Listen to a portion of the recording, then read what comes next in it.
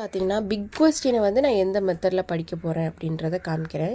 Big question வந்து இதுலேருந்து இது வரைக்கும் இருக்குது சரியா. இதில் வந்து நான் ஃபுல்லையும் அப்படியே எழுதினாலும் எனக்கு வந்து மார்க் கிடைக்க போகிறதில்ல. கண்டிப்பாக இதை பற்றி எழுதினா தான் எனக்கு மார்க் கிடைக்கும்.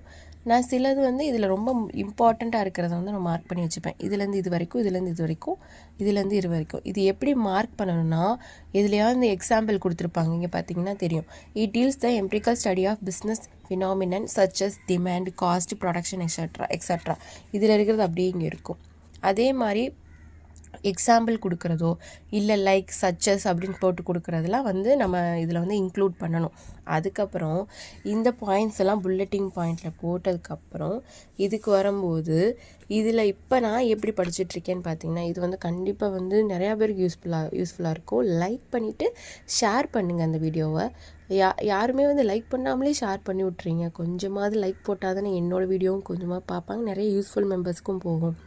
ஸோ இப்போ நான் வந்து டிமாண்ட் அனலிசிஸ் அண்ட் ஃபோர்காஸ்டிங் பண்ணிக்கிட்டு இருக்கேன். ஃபஸ்ட்டு வந்து இது வந்து தமிழில் வந்து அர்த்தம் தெரிஞ்சுப்பேன். ஏன்னா எல்லாமே வந்து நமக்கு அர்த்தம் தெரியாது.